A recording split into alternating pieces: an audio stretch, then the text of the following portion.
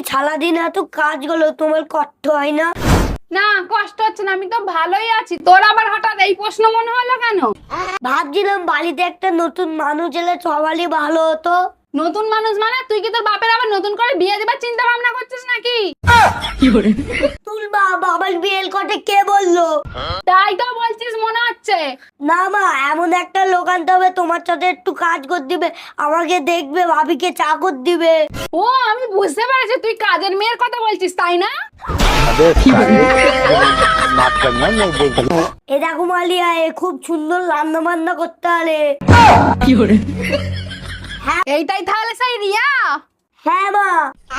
না দেখতে খারাপ নয়, কিন্তু চেহারাটা যেন সেই বডি বিল্ডারদের মতো। তুমি এর প্রশংসা করতেও নি, এ কিন্তু নেমে ফাট। এমএ পাস নিয়ে কি ধুয়ে ধুয়ে জল খাবি নাকি? আর আমি কি তোর বিয়ের ঘটক নাকি?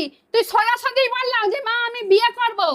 মা আমি একেই বিয়ে করবো, নাহলে আমি কাউকে বিয়ে করবো নি। নয় এ, নাহলে বিছেল বোতল।